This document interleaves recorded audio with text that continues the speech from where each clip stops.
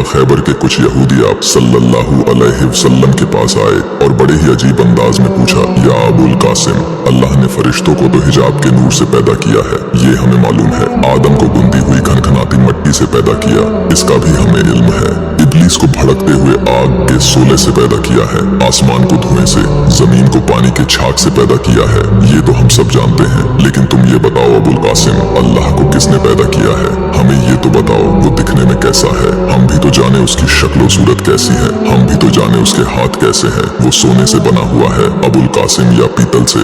इस बात पर नबी करीम सल्लल्लाहु अलैहि वसल्लम को बेहद गुस्सा आया और इब्ने मुंजिर कहते हैं कि करीब था कि अल्लाह की इज्जत के खातिर आप उन यहूदियों पर हमला कर देते, लेकिन आप खामोश रहे। उसी वक्त जिब्राइल अलैहिस्सलाम वही लेकर उतरे, या रसूलुल्लाह, मैं अल्लाह की तरफ से आपको इनको देने के लिए जवाब लाया हूँ। और तब जिब्राइल अलैहिस्सलाम ने इस आयत की तिलावत की, कुल हुवल्लाहु अहद, अल्लाहुस समद, लम यलिद वलम यूलद वलम यकुन लहू कुफुवन अहद।